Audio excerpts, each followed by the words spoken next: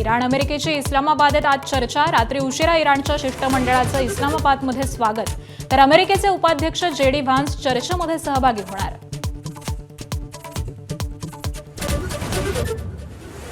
इस्लामाबादमधील चर्चेआधी राष्ट्राध्यक्ष Donald Trump यांची इराणला पुन्हा धमकी। केवळ या चर्चेसाठी इराणचं उरलं अस्तित्व, कोणत्याही परिस्थितीत होर्मुझ सुरू करावा लागणार, ट्रम्प यांचा इशारा। परराष्ट्र मंत्री एस जयशंकर 2 दिवसीय संयुक्त अरब अमिरातच्या दौऱ्यावरती। उपपंतप्रधान आणि वरिष्ठ नेत्यांची घेणार भेट। होर्मुझ सामुद्रधुनी आणि ऊर्जा सुरक्षेसारख्या महत्त्वाच्या मुद्द्यांवरती चर्चेची शक्यता। अशोक खरात आणि पत्नी कल्पना खरातची 3 बँक खाती ईडीकडून सील। सूत्रांची माहिती, ईडी आणि आयकर विभागाची भीती दाखवून फसवणूक केल्याची शक्यता। मनी लॉन्ड्रिंग प्रकरणी ईडीकडून गुन्हा दाखल। अतिरिक्त मुख्य सचिव मनीषा म्हैसकरांचा महायुती सरकारवरती गंभीर आरोप। माझा विभाग चालवायला महिला नको असं सांगत मला डावललं। म्हैसकरांचं महिला अधिकाऱ्यांच्या मराठी साहित्य संमेलनात गौप्यस्फोट। महात्मा फुलेंची आज जयंती। संसद भवन परिसरामध्ये राष्ट्रपती, पंतप्रधान, विरोधी पक्षनेत्यांकडून अभिवादन। अभिवादनानंतर पंतप्रधान मोदी आणि राहुल गांधींची चर्चा। गगनयान मिशनद्वारे अंतराळात भारतही अंतराळवीर पाठवणार। वायुदलाच्या मदतीनं इस्रोची गगनयान क्रू मॉडेलची यशस्वी एअरड्रॉप चाचणी। Video share. राजस्थान रॉयल्सचा रॉयल चॅलेंजर्स बंगळुरूवरती विजय। वैभव सूर्यवंशीची पुन्हा 26 चेंडूत 78 धावांची स्फोटक खेळी। आरसीबीला 90, राजस्थानचा सलग 4था विजय।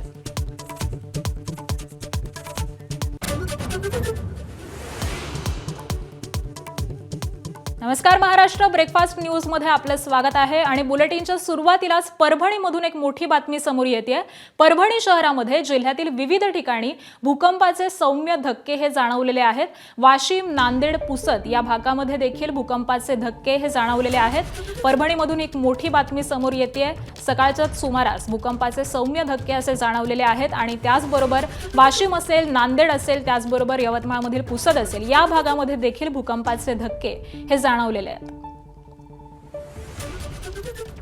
आणि आज संदर्भामध्ये अपडेट जाणून घेऊयात। आमचे प्रतिनिधी पंकज क्षीरसागर आपल्या सोबत सध्या आहेत। पंकज, भूकंपाचे धक्के जाणवल्याचं कळतंय, नेमकं काय घडलेलं आहे? आकांक्षा, आपण जर बघितलं तर सकाळी 8:45 आणि 8:46 हे धक्के जे आहेत ते जाणवलेले आहेत। परभणी असेल, नांदेड असेल, हिंगोली असेल, तसेच वाशिमचा काही भाग आणि पुसदचा काही भाग, अशा भागांमध्ये हे सौम्य धक्के जाणवलेले आहेत। काही ठिकाणी तर आवाजही झाल्याचं लोकांचं सांगणं आहे। अनेक ठिकाणून फोन येत आहेत की आमच्याकडे हादरलं। काही ठिकाणी पत्रे सुद्धा आपण बघितलं तर पत्रे हादरले आहेत। काही ठिकाणी आवाज आलेला आहे आणि यामुळे कुठेतरी नागरिकांमध्ये भीतीचं वातावरण निर्माण झालं होतं। 8:46 हा सर्व प्रकार बघायला मिळालेला आहे आणि 3 जिल्हे आहेत, त्याचबरोबर वाशिमचा एक जिल्हा आहे आणि यवतमाळमध्ये ही परिस्थिती बघायला मिळालेली आहे। नागरिकांनी काही ठिकाणी नागरिक घराबाहेर सुद्धा पडल्याचं चित्र बघायला मिळालेलं आहे आणि 8:46 हे सगळं जे काही धक्का जे आहे ते जाणवलेलं आहे। आता याचं केंद्रबिंदू नेमका कुठं आहे हे सुद्धा बघण्याचं काम प्रशासन करत आहे। प्रशासनाशी संपर्क साधला असता त्यांचं तेच म्हणणं आहे की आम्हालाही अनेक ठिकाणाहून फोन आलेत की भूकंपाचा धक्का जो आहे तो जाणवलेला आहे आणि नेमका केंद्रबिंदू कुठं आहे तो सुद्धा बघण्याचं काम प्रशासन करत आहे। पण नागरिकांनी घाबरून जाऊ नये असं प्रशासनाचं आवाहन सुद्धा करण्यात आलेलं आहे। अगदी धन्यवाद पंकज या सगळ्या सविस्तर माहितीसाठी।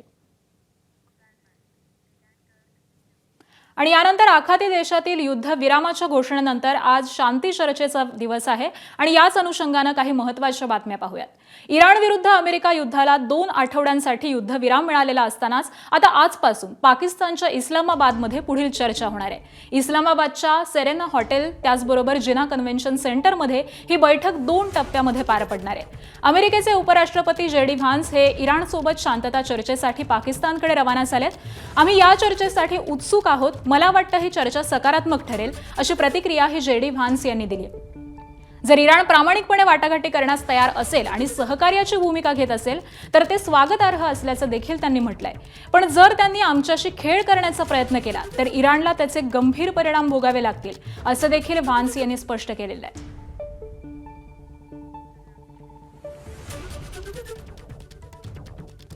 आणि आजपासून ही चर्चा सुरू होते. चर्चेमध्ये नेमकं कोण कोण सहभागी होणार आहे आपण जाणून घेऊयात. अमेरिकेकडून अमेरिकेचे उपाध्यक्ष JD व्हान्स, मध्य आशियाचे दूत स्टीव्ह विटकॉफ आणि ट्रम्प यांचे माजी सल्लागार जेअर्ड कुशनेर, त्याबरोबरच इराणचे परराष्ट्र मंत्री अब्बास अराघची आणि संसदेचे अध्यक्ष बाघेर गलिबाफ हे या चर्चेमध्ये सहभागी होणार आहेत. आणि त्याचबरोबर ज्या ठिकाणी ही चर्चा पार पडणार आहे त्या पाकिस्तानचे पंतप्रधान शहबाज शरीफ आणि सेना दल प्रमुख असीम मुनीर हे देखील या चर्चेमध्ये सहभागी होणार आहेत.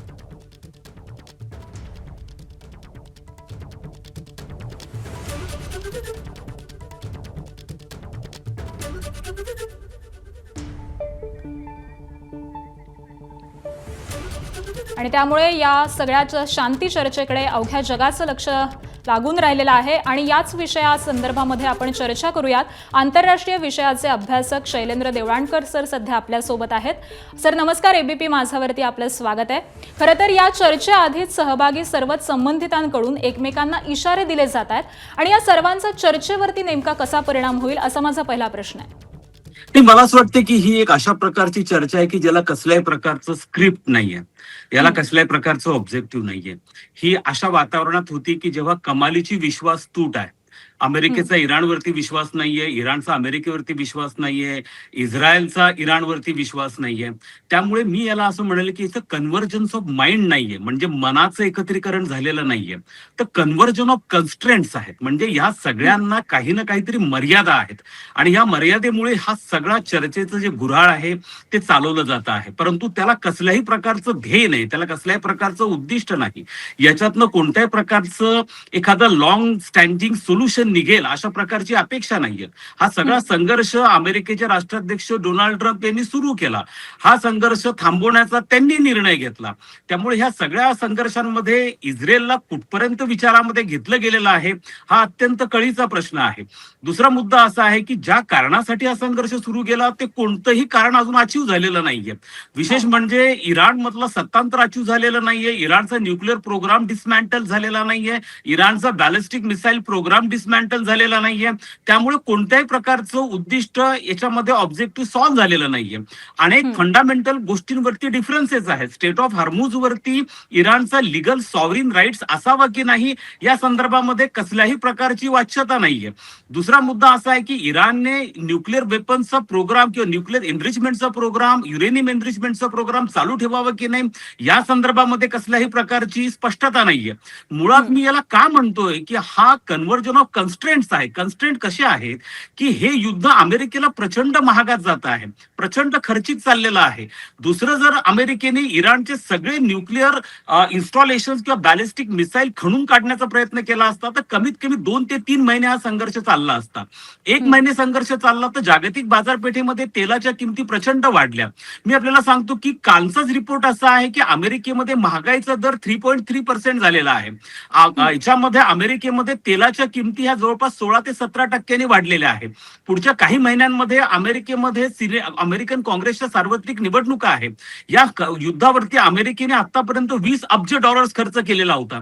त्यामुळे हा संघर्ष अमेरिकेला प्रचंड महागात चाललेला होता. दुसरा मुद्दा असा की स्टेट ऑफ हॉर्मुझचं ब्लॉकेड ओपन करण्यासाठी अमेरिकेकडे कसली रणनीती नव्हती. अमेरिकेचे नॅटो पार्टनर्स अमेरिकेबरोबर नाहीयेत.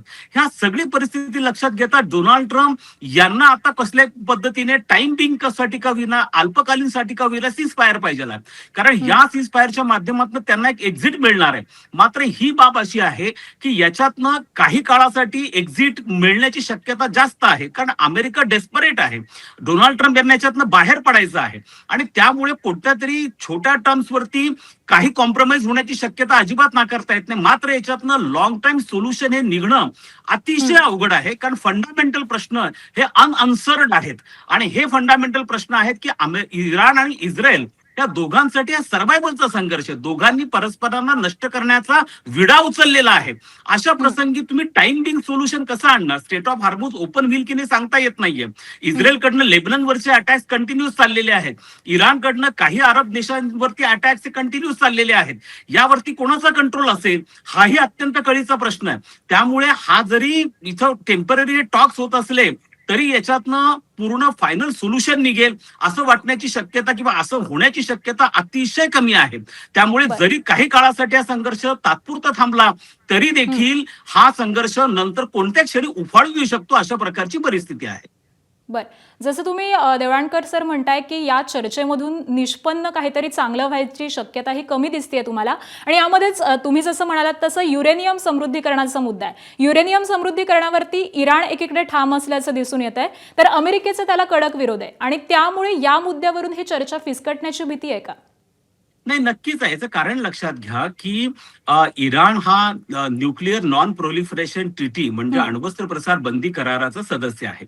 या करारानुसार इराणला शांततेच्या कार्यासाठी युरेनियमचा वापर करता येतो, परंतु युरेनियमच्या माध्यमातून अण्वस्त्र निर्माण करता येत नाही.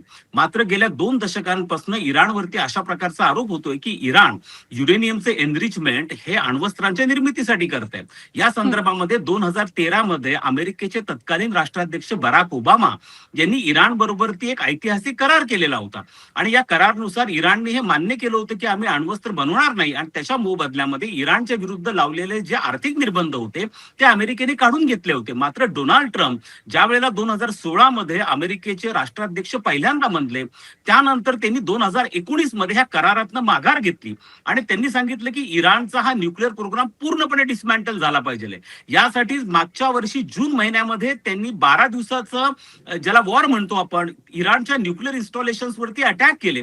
आपण त्यावेळेलाही त्यांनी क्लेम केला होता की इराणचे न्यूक्लिअर इन्स्टॉलेशन जे आहेत हे आम्ही सगळे उद्ध्वस्त केलेले आहेत. मग हा संघर्ष का निर्माण झाला?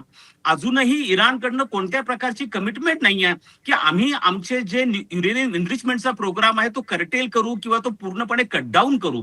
या संदर्भामध्ये कारण हा फंडामेंटल प्रश्न आहे जो अजूनही सुटलेला नाहीये. या ठिकाणी आणखीन एक अतिशय महत्वाचा मुद्दा मी मांडतो, आणि तो मुद्दा असा आहे की मग अमेरिकेकडनं हा बाईंग द टाइम आहे का? म्हणजे अमेरिका काही वेळ काढूपणा करतोय का की याच्यानंतर अमेरिकेला काही मोठी कारवाई करायची आहे का? तर यानुसार अमेरिकेच्या ज्या ग्राउंड फोर्सेस आता पर्शियन गल्फ मध्ये आहे त्यांना ऍक्शन मोड वरती येण्यासाठी किंवा ऍक्च्युअली कृती करण्यासाठी काही कालावधी लागणार आहे. हा कालावधी 2 आठवडे ते 3 आठवड्यांचा कालावधी लागू शकतो. अजूनही ग्राउंड फोर्सेस ऑपरेशनसाठी अमेरिकन सैन्य तयार नाहीये. मग हा 15 दिवस म्हणा किंवा 21 दिवसांचा टाइम हा अमेरिका मागून घेतोय का? यासाठी ह्या चर्चा चालू आहेत का? अशाही प्रकारचे इंटरप्रिटेशन काही अभ्यासक आता करताना दिसून येत आहेत. मुळात मुद्दा असा आहे की जर तुम्ही विश्वास तुटीच्या वातावरणामध्ये सगळं करत असाल, तुमचा परस्परांमध्ये विश्वास नसेल, तुम्ही एकमेकांना नष्ट करण्याचा विडा उचललेला असेल, अशा वेळेला अशा प्रकारची कोणती मलमपट्टी, चर्चेची मलमपट्टी हा प्रश्न, ही जखम कायमस्वरूपी नाही सोडू शकणार. अगदी सर, जसं तुम्ही म्हणताय की अमेरिकेला एका अर्थी वेळ हवाय, त्यामुळे भविष्यामध्ये काही मोठी कारवाई होईल अशी आपल्याला भीती आहे का? ही शक्यता यासाठी नाकारता येत नाहीये की अमेरिकन मरीन्स जे आहेत, ऑलमोस्ट 3,500 मरीन्स हे आता पर्शियन गल्फच्या ठिकाणी आलेले आहेत. अर्थात कोणत्याही अमेरिकन शिप या पर्शियन गल्फ मध्ये प्रवेश करत नाहीत, कारण भीती अशी आहे की इराणचे बॅलिस्टिक मिसाईल असतील किंवा ड्रोन्स असतील ते त्यांना टार्गेट करू शकतात. त्यामुळे त्यांनी अजूनही एक डिस्टन्स मेंटेन केलेला आहे. अमेरिकन मरीन्सला म्हणा किंवा पॅराट्रुपर्सला म्हणा, कोणत्याही प्रकारचं ऑपरेशन जर लॉन्च करायचं असेल तर त्या संदर्भात आवश्यक ती तयारी ही करावी लागते. ही तयारी अजून झालेली नाहीये. नसता अमेरिकेने ग्राउंड ऑपरेशन सुरू करून खरग आयलंड जे आहे इराणचं ते केवळ ताब्यामध्ये घेतलं असतं, परंतु तशा प्रकारची परिस्थिती दिसून येत नाहीये. आणि त्यामुळे एक पद्धतीने 15-20 दिवस म्हणा किंवा महिनाभराचा म्हणा टाइम हा अमेरिकाही कुठेतरी घेण्याचा प्रयत्न करतो असे दिसून येत आहे. कारण ज्या कारणांसाठी हा सगळा संघर्ष सुरू झाला याच्यातलं कोणतंही उद्दिष्ट हे अमेरिकेच्या दृष्टिकोनातून अचीव झालेलं नाहीये. आणि मग असताना एवढा मोठा संघर्ष 30 दिवस का चालवला? 20-22 बिलियन डॉलरचं नुकसान का केलं? अख्ख्या जगाला बेठीस का धरलं गेलं? तेलाच्या किमती एवढ्या प्रचंड का वाढल्या? हे सगळे प्रश्न अनुत्तरित आहेत. आणि त्यामुळे एकतर याच्यातनं अमेरिकेचा काहीतरी मेजर प्लॅन असू शकतो किंवा ह्या टेम्पररी मलमपट्टीच्या दृष्टीने अमेरिका डेस्परेटली ट्राय करतो याच्यातनं एक्झिट होण्याचा, याच्यातनं बाहेर पडण्याचा. कारण डोमेस्टिक कन्स्ट्रेंट, डोमेस्टिक रेझिस्टन्स अमेरिकेमध्ये प्रचंड वाढत चाललेला आहे. आणि त्याचा मध्ये आणि विशेष म्हणजे निवडणुका त्यांच्या डोक्यावरती आहेत नोव्हेंबर महिन्याच्या, आणि त्यामुळे अमेरिकेला याच्यातनं एक्झिट होण्यासाठी एक सेफ प्लॅन पाहिजे आहे, आणि ज्याच्यामध्ये ते क्लेम करू शकतील की बघा आमचा अप्पर हँड आहे, आमची विक्ट्री आहे. अशा पद्धतीचा एक सेफ प्लॅन हा अमेरिका शोधण्याचा प्रयत्न करतो आहे. बर सर, अजून एक महत्त्वाचा प्रश्न माझा असा आहे की या सगळ्या चर्चेमध्ये पाकिस्तानची नेमकी भूमिका कशी असणार आहे आणि त्याचा भारतावरती काय परिणाम होईल? हे बघा, हा एक महत्वाचा प्रश्न खरं तर हा सगळ्यांना आश्चर्याचा धक्का देणारा आहे. ज्या देशाकडे कोणत्याही प्रकारचं फिनान्शियल पोटेन्शियल नाही, ज्या देशाकडे कसल्याही प्रकारचं मिलिटरी पोटेन्शियल नाही, ज्या देशाचा प्रभाव आहे की ज्या देशाने आपल्या निर्मितीनंतर जगाला कसल्याही प्रकारची सकारात्मक गोष्ट दिली नाही, फक्त एकच गोष्टीची निर्यात पाकिस्तानने अत्यंत सिन्सिअरली केली आणि ती दहशतवादाची निर्यात केली. युनायटेड नेशन्सनी ज्या संघटनांना दहशतवादी संघटना म्हणून घोषित केलंय त्यापैकी 50% संघटनांचं मुख्यालय हे पाकिस्तानमध्ये आहे. नुकतंच सीआयएच्या प्रमुख तुलसी गबार्ड यांनी अमेरिकन सिनेट पुढे साक्ष देताना सांगितलं की जगामध्ये केवळ 5 देश असे आहेत की जे अमेरिकेवरती भविष्यामध्ये अटॅक करू शकतात किंवा ज्यांच्याकडे पोटेन्शियल आहे अमेरिकेवरती मिसाईल्सने अटॅक करण्याचं. त्यात त्यांनी उघडपणे पाकिस्तानचं नाव घेतलेलं आहे. एवढ्या सगळ्या गोष्टी असताना देखील डोनाल्ड ट्रम्प हे पाकिस्तानला जवळ करताना दिसून येत आहेत. मुळात मुद्दा असा आहे की पाकिस्तानला वरती अमेरिकेकडनं ट्रम्प प्रशासनाकडनं दबाव आहे असं खुद्द अमेरिकेच्या एका लीडिंग वर्तमानपत्राने ही गोष्ट डिस्क्लोज केली आहे. त्यांनी हे सांगितलं की शहबाज शरीफ यांनी मंगळवारी जे ट्विट केलेलं होतं की आम्ही आता आमच्याकडे शांतता चर्चा होणार आहे, आम्ही संघर्ष थांबवतोय, त्याच्यावरती त्यांनी ड्राफ्ट असं लिहिलेलं होतं. हे पूर्णच्या पूर्ण ट्विट अमेरिकेकडनं आलेलं होतं, पण त्यांना ड्राफ्ट हा शब्द काढण्याचं पण त्यांना सुचलं नाही. इतकी अपरिपक्वता ही पाकिस्तानमध्ये दिसून येते आहे. मुळात मुद्दा लक्षात घ्या की याच्यात चायना फॅक्टर फार महत्वाचा आहे.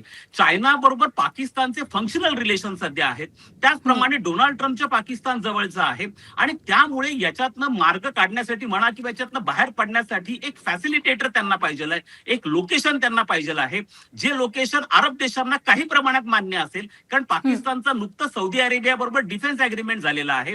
टर्की आणि इजिप्त आणि सौदी अरेबिया पाकिस्तान हे एका नव्या क्वाडच्या निर्मितीच्या प्रयत्नांमध्ये आहेत. अशा दृष्टिकोनातनं हे लोकेशन हा व्हेन्यू हा निवडला गेलाय. परंतु हा जगाला आश्चर्य देणारा प्रकार आहे की जो देश हा जाणीवपूर्वक शेजारी देशांमध्ये संघर्ष असुरक्षितता निर्माण करतो, ज्याला अफगाणिस्तान बरोबरचा संघर्ष सोडवता आलेला नाहीये, तो अशा प्रकारचा संघर्ष सोडवण्याचा क्लेम करतो. हे अत्यंत हास्यास्पद आहे.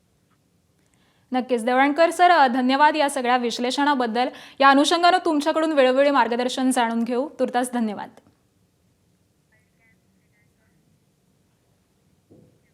आणि यानंतर पुढच्या महत्त्वाच्या अपडेट जाणून घेऊयात. पाकिस्ताननं आज होणाऱ्या शांतता बैठकीचा अधिकृत लोगो जारी केलेला आहे. या लोगोमध्ये इस्लामाबाद टॉक्स असा ठळक उल्लेख असून शांततेचं प्रतीक कबूतर आणि इस्लामाबादमधील फैसल मशिदीच्या चित्राचा देखील समावेश आहे. या माध्यमामधून पाकिस्तान आंतरराष्ट्रीय स्तरावरती आपली प्रतिमाही सुधारण्याचा प्रयत्न करतोय. मात्र या बैठकीमध्ये प्रत्यक्षात शांततेच्या दिशेनं ठोस पावलंही उचलली जातात का, याकडेच आता सगळ्यांचं लक्ष आहे. आणि आज पाकिस्तानात होणाऱ्या शांतता चर्चेसाठी इराणी शिष्टमंडळ हे इस्लामाबादमध्ये दाखल झालंय.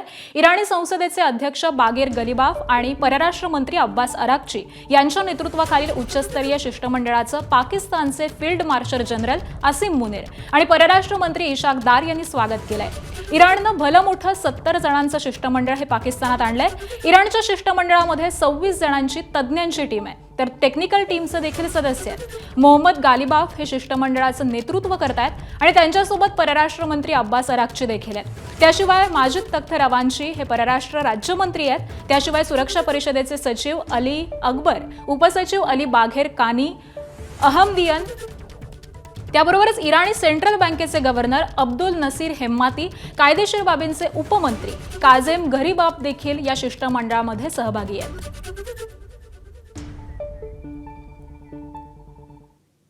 आणि इराणच्या शिष्टमंडळाचं विमान हे पाकिस्तानी हवाई हद्दीमध्ये शिरताच पाकिस्तानी हवाई दलानं त्याला एस्कॉर्ट केलंय. तर इस्लामाबाद विमानतळावरती इराणी शिष्टमंडळाच्या स्वागतासाठी रेड कार्पेट अंथरण्यात आलं.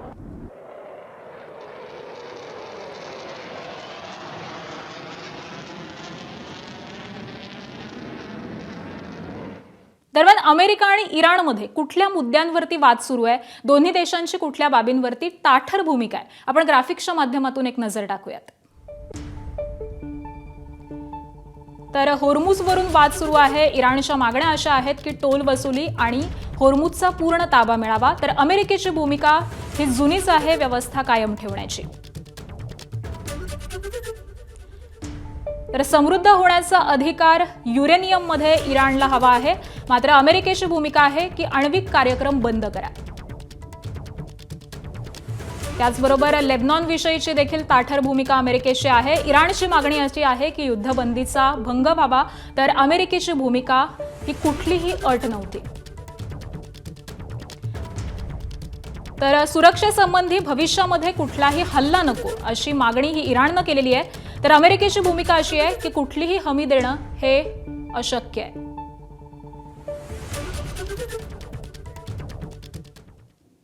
आणि दरम्यान पाकिस्तानच्या मध्यस्थीनं अमेरिका आणि इराणमध्ये शांती चर्चा सुरू असली तरी इस्रायलनं पाकिस्तानच्या भूमिकेवरती संशय व्यक्त केलाय. शांती चर्चेआधीच दोन्ही देशांमध्ये वाकयुद्ध सुरू झालंय. पाकिस्तान आणि इस्रायलमध्ये नेमका का वाद उफाळतोय ते देखील आपण जाणून घेऊयात. तर शांती चर्चेमध्ये काहीशी अशांती दिसून येतेय. पाकिस्तानचं म्हणणे आहे की आम्ही मध्यस्थी करतोय, मात्र इस्रायलनं भूमिका घेतलेली आहे. पाकिस्तानची भूमिका ही संशयास्पद वाटतेय. तर युद्धबंदीमध्ये लेबनॉनचा समावेश आहे, त्याचबरोबर युद्धबंदीमध्ये लेबनॉनचा समावेश नाही असं इस्रायलचं म्हणणं आहे.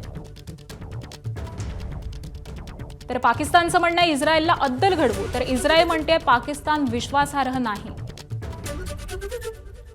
शांती चर्चेदरम्यान इस्रायलकडून हल्ले होतील अशी पाकिस्तानची शंका आहे आणि इस्रायलचं म्हणणं आहे आमची सुरक्षा ही सगळ्यात महत्त्वाची आहे.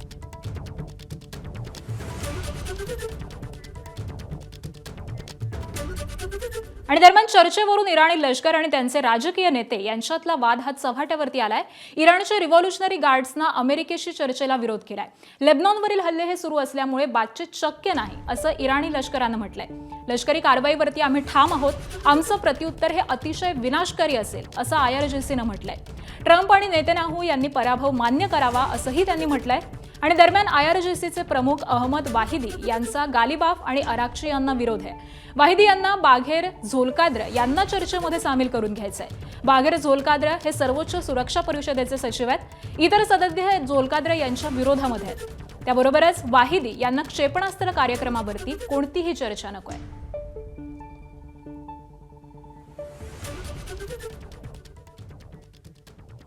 अमेरिकेबाबत अमेरिकेचे अध्यक्ष डोनाल्ड ट्रम्प यांनी इराणबाबत एक मोठं वक्तव्य केलंय. इराणकडे फारसे पर्याय उरलेले नाहीयेत आणि आंतरराष्ट्रीय जलमार्गाचा वापर करून जगावरती आपत्कालीन दबाव आणण्याचा प्रयत्न केला जातोय असं ट्रम्प म्हणाले. त्याबरोबरच केवळ या चर्चेसाठी इराणचं अस्तित्व हे टिकून आहे असं देखील ट्रम्प यांनी म्हटलंय. He's got a big thing. We'll find out what's going on. They're militarily defeated. And now we're going to open up the Gulf with or without them. But that'll be open. We're going to be, or the Strait as they call it. And I think it's going to go pretty quickly. And if it doesn't, we'll be able to finish it off one way or the other. It's going well. The Navy's gone. The Air Force is gone. All anti-aircraft is gone. The leaders are gone. The whole place is gone. So we'll see how it turns out. So it's JD, it's Steve, and Jared. They have a good team, and they meet tomorrow. We'll see how it all works. ABP माझा, उघडा डोळे बघा नीट.